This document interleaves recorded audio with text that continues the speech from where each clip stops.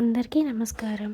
ఈరోజు ఈ వీడియోలో శ్రీరామనామ మహత్యం గురించి, రామకోటి రాస్తే ఏం జరుగుతుంది అనే దాని గురించి, నియమాల గురించి మరియు సిద్ధ మంత్రం గురించి నేను ఈ వీడియోలోనే తెలియజేస్తాను. ఈ వీడియోని చివరి వరకు చూడండి మరియు లైక్ మరియు షేర్ చేయండి. మీ అభిప్రాయాన్ని కామెంట్ రూపంలో కామెంట్ చేయడం మాత్రం మర్చిపోవద్దు. కొత్తగా ఎవరైనా మన ఛానల్ని కనుక చూస్తున్నట్లయితే సబ్స్క్రైబ్ చేసుకొని పక్కనే వచ్చి బెల్ సింబల్ని క్లిక్ చేయండి. ఆ బెల్ సింబల్ని క్లిక్ చేయడం ద్వారా నేను పెట్టే ప్రతి ఒక్క ఆధ్యాత్మిక కథ కానీ, ఆధ్యాత్మిక విశేషాలు కానీ, భక్తి సమాచారాలు కానీ మీకు అందరికంటే ముందుగానే అందడం జరుగుతుంది. సబ్స్క్రైబ్ చేసుకోవడం మాత్రం అసలు మర్చిపోవద్దు. ఇక ఆలస్యం చేయకుండా వీడియోలోకైతే వెళ్ళిపోదాము. శ్రీరామనామం ఎంతో అమృతమైనది కదా. ఏ నామమైనా పలికితే ఆ నామం యొక్క దేవుడు మాత్రమే పలుకుతాడు. అదే శ్రీరామ అనే నామంలో రాముడు ఒక్కడే పలుకుతాడు అనుకోవడం పొరపాటు. శ్రీరామ అనే నామం జపిస్తే 6 దేవతలు పలుకుతారట. అది ఎలాగో చూద్దామా? రామ అంటే రాముడు పలుకుతాడు తెలిసిందే. రామ అనే నామం ఉన్న చోట అందరికన్నా ముందర వచ్చి ఆ నామాన్ని విని ఆనందించేది నిస్సందేహంగా ఆ రామభక్తుడు హనుమంతుడే. శ్రీ అంటే లక్ష్మీదేవి, రా అంటే విష్ణువు. ఓం నమో నారాయణాయ అనే నామంలో నుంచి రా అనే జీవ అక్షరాన్ని తీసుకున్నారు. మా అంటే శివుడు. ఓం నమః శివాయ అనే నామంలో నుంచి మా అనే జీవ అక్షరం తీసుకున్నారు. శివుడు హనుమంతుడి రూపంలో భూలోకానికి రామసేవ కోసం వస్తున్నప్పుడు పార్వతీదేవి నాకు ఆ అదృష్టం కావాలి అన్నారట. అప్పుడు శివుడు ఇలా అన్నారు, ఈ అవతారంలో హనుమంతుడు బ్రహ్మచర్యాన్ని పాటిస్తాడు కనుక నిన్ను తీసుకెళ్లడం కుదరని పని. అప్పుడు పార్వతీదేవి అయితే నేను మీ తోక రూపంలో వస్తాను అని హనుమంతుడి తోకలో ప్రవేశించింది అట. మరి రామనామం అన్నప్పుడు హనుమ వస్తే పార్వతి కూడా వచ్చింది కదా. రాముడు, హనుమంతుడు, లక్ష్మి, విష్ణువు, శివుడు, పార్వతి ఒక్క నామం పలికితే 6 దేవతలు వచ్చి మనల్ని ఆశీర్వదించగలరు. శ్రీరామ శ్రీరామ అని అంటూనే ఉందాము. మన ఈ మానవ జన్మ తరిద్దాము. అయితే సిద్ధమంత్రం గురించి కూడా తెలియచేస్తానన్నాను కదా. శ్రీరామ జయ రామ జయ జయ రామ. ఇదేనండి ఆ సిద్ధమంత్రము. 13 అక్షరాల సిద్ధమంత్రం ఇది. రోజు 13 సార్లు జపిస్తే ఎంతటి కష్టమైనా తొలగిపోతుంది. నవసిద్ధులు కలుగుతాయి. స్థిరత్వము, దృఢత్వము, ధైర్యం, ధనం కలుగుతాయి. శోకం అనేది సమసిపోతుంది. ఈ సిద్ధమంత్రం పఠిస్తున్నంత సమయం ఆంజనేయుడు అక్కడే ఉండి తన్మయంతో విని వారి సమస్యలు తీర్చి సుఖాలను కలిగిస్తాడు.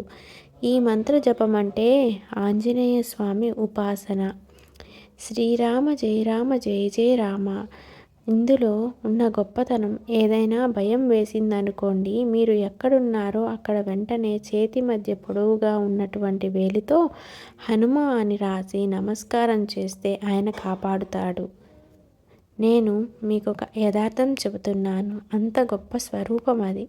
మీరు ఎక్కడున్నా సరే మీకు భయమేసింది, మీరు ఉలిక్కి పడ్డారు, మీరు వెంటనే పెద్ద వేలితో మట్టి మీద హనుమ అని రాసి నమస్కారం చేశారనుకోండి, తర్వాత క్షణం మిమ్మల్ని ఏవి చేయలేవు, ఏవి ఆవహించలేవు.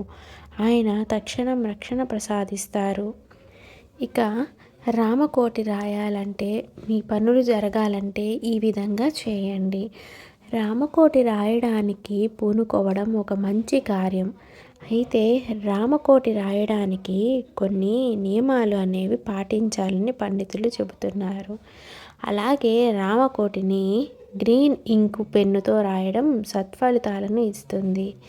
రామకోటి అంటే 1,000 సార్లు కాకపోయినా 1000 లేదా 2000 సార్లు శ్రీరామ జయం అని రాయడం ద్వారా అనుకున్న కార్యాలు దిగ్విజయంగా పూర్తవుతాయి.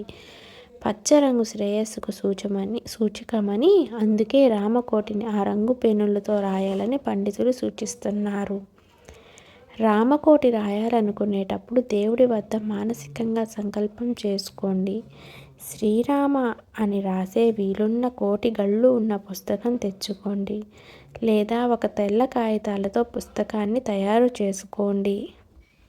మంచి రోజు చూసుకొని పుస్తకానికి పసుపు కుంకుమ రాసి దేవుని సన్నిధిలో ఉంచి పుష్పాలతో శ్రీరామ అష్టోత్తర శతనామావళితో పూజించండి. తరువాత పుస్తకం కళ్ళకద్దుకొని రాయడం ప్రారంభించండి. రామకోటి రాసేటప్పుడు ఇతర వ్యాపకాలు, ఆలోచనలు పెట్టుకోకూడదు. మనసు స్థిమితంగా శ్రీరామ అనుకుంటూ మనసును కేంద్రీకరించి రాయండి. అనుకోకుండా మధ్యలో ఏదైనా పని మీద వెళ్ళాల్సి వస్తే ఒక సరి సంఖ్యలో రాయడం ఆపి పుస్తకం మూసి నమస్కరించి వెళ్ళండి. పని అయిపోయిన తర్వాత కాళ్ళు చేతులు కడుక్కొని శుచిగా మళ్ళా రాయడం మొదలుపెట్టండి. రామకోటి రాసే పుస్తకం జాగ్రత్తగా భద్రపరచండి. అందులో ఇతర విషయాలు ఏవీ రాయకూడదు. దానికి ఉపయోగించే కలాన్ని కూడా విడిగా ఉంచుకోవడం శ్రేయస్కరం. రామకోటి రాయడానికి ప్రత్యేకమైన సమయం అంటూ ఏదీ లేదు. కానీ శుచి, శుభ్రత, పవిత్రత, ప్రశాంతత మాత్రం తప్పక పాటించాలి. ఒకవేళ ఎప్పుడైనా నిద్ర వస్తుంది అనుకుంటే బలవంతంగా రాయడం ఆపేయాలి.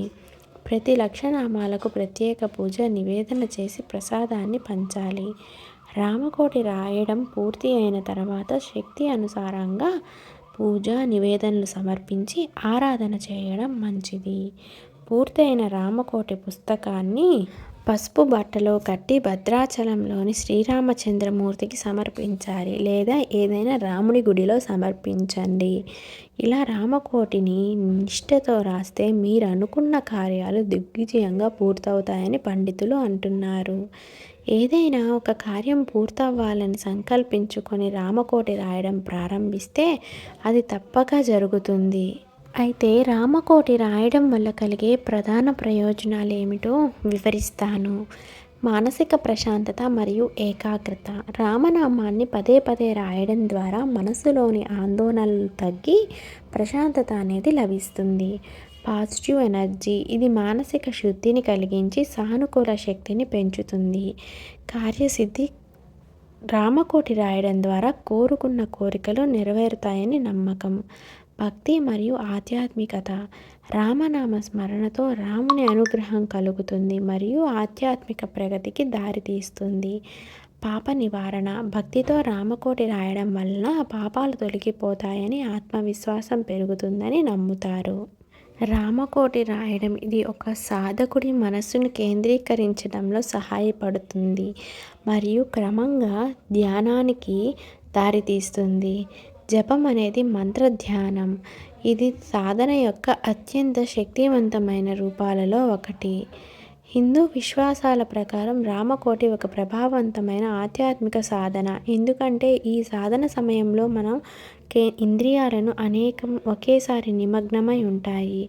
5000 సంవత్సరాలకు పైగా భారతదేశంలో ప్రజలు దేవుని నామాన్ని పునరావృతం చేసి నామజపం మరియు లిఖిత జపం ద్వారా మన మనస్సును నియంత్రించి సానుకూల నిర్ణయాలు తీసుకోవడానికి మరియు మన సమస్యలను పరిష్కరించడానికి దేవుని నామశక్తిని ఉపయోగించుకోవడానికి శక్తివంతమైన సాధనంగా ఉపయోగిస్తున్నారు. రామకోటి మీకు ఏకాగ్రత శక్తిని పెంపొందించుకోవచ్చు. రామకోటితో జ్ఞాపక శక్తిని కూడా మెరుగుపరుస్తుందని శాస్త్రాలు చెబుతున్నాయి. రామకోటి రాయడం వల్ల జ్ఞాపక శక్తి మెరుగుపడుతుంది. శ్రీరామనామాన్ని పదే పదే రాసే అభ్యాసానికి ఒక నిర్దిష్ట స్థాయి కంఠస్థం అవసరం. ఇది జ్ఞాపక శక్తిని మెరుగుపరచడంలో సహాయపడుతుంది. మంచి జ్ఞాపక శక్తి అవసరమయ్యే అకాడమిక్ లేదా ప్రొఫెషనల్ సెట్టింగులలో పనిచేసే వ్యక్తులకు ఇది ప్రత్యేకంగా ఉపయోగపడుతుంది. రామకోటిని రాసే అభ్యాసం ఆధ్యాత్మిక, మానసిక మరియు వ్యక్తిగత అభివృద్ధికి అనేక ప్రయోజనాలను కలిగి ఉంది. ఈ భక్తి సాధనలో నిమగ్నం అవ్వడం ద్వారా వ్యక్తులు దైవంతో లోతైన సంబంధాన్ని పెంపొందించుకోవచ్చు, వారి అభిజ్ఞా పనితీరును మెరుగుపరుచుకోవచ్చు. ఇదేనండి ఈ వీడియో మీ అందరికీ నచ్చిందని ఆశిస్తున్నాము. మీ అందరికీ నచ్చినట్లయితే ఒక లైక్ మరియు షేర్ చేయండి. సబ్స్క్రైబ్ చేసుకోవడం మాత్రం అస్సలు మర్చిపోవద్దండి. ఇంతేనండి ఈ వీడియో. తదుపరి మరొక మంచి ఆధ్యాత్మిక విశేషంతో కానీ, ఆధ్యాత్మిక కథతో కానీ, భక్తి సమాచారంతో కానీ మీ అందరి ముందుకు వస్తాను. సబ్స్క్రైబ్ చేసుకొని పక్కనే వచ్చే బెల్ సింబల్ని క్లిక్ చేయడం ద్వారా నేను పెట్టే నోటిఫికేషన్ మీకు ముందుగా అందడం జరుగుతుంది. ధన్యవాదాలు.